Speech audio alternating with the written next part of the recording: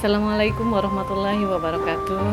Sahabat Tribuner yang dimuliakan Allah, perkenalkan saya Maya Panorama. Sehari-hari saya biasa disebut atau dipanggil dengan Bunda Maya. Kegiatan saya sebagai dosen di Fakultas Ekonomi dan Bisnis Islam UIN Raden Patah Palembang. Saya juga sebagai guru besar bidang ilmu ekonomi Islam. Sahabat Tribuner, apakah masih sedang berpuasa saat ini? Bagaimana ketika berbuka puasa, sering kekenyangan? Waduh, bahaya itu. Nabi Muhammad SAW selalu mengingatkan umatnya agar tidak pernah mengumbar nafsu syahwatnya dalam mengkonsumsi. Jadi urusan perut itu hati-hati. Ketika kita kekenyangan, maka kita tidak bisa berpikir panjang loh. Mengumbar syahwat perut itu dosanya besar. Allah Ta'ala tidak suka dengan orang-orang yang sering mengumbar syahwat perutnya. Sebuah riwayat mengatakan, jangan membunuh hatimu dengan memperbanyak makan dan minum, karena hati pun bisa mati seperti matinya tanaman yang terlalu banyak air. Di situ sesungguhnya Allah tidak senang dengan konsumsi yang berlebihan.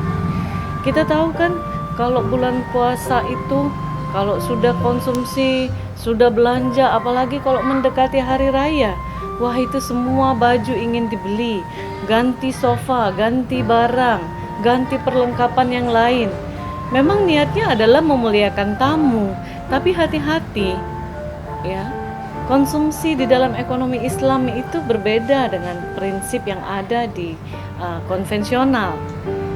Ada beberapa tahapan ketika kita mengkonsumsi suatu barang.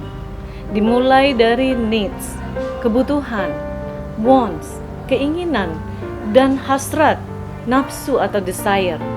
3 tahapan konsumsi ini tidak semuanya dilalui oleh muslim. Sejatinya muslim itu hanya batasan need, butuh. Memang kita tahu kebutuhan setiap orang itu berbeda, baik sesuai dengan profesi, pendapatan.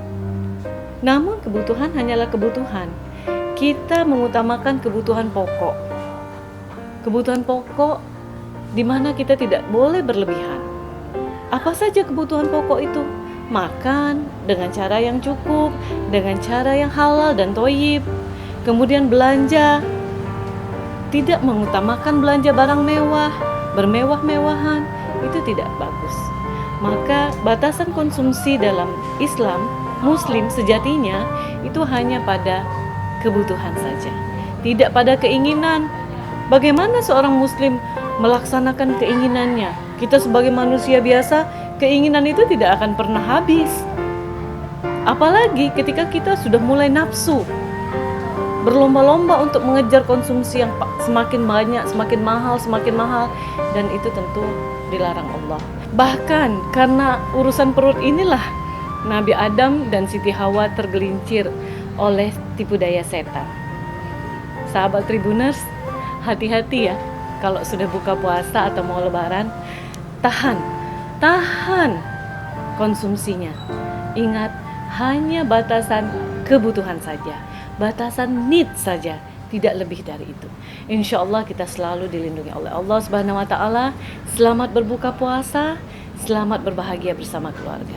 Wassalamualaikum warahmatullahi wabarakatuh. Jangan lupa subscribe, share, komen, dan like ya.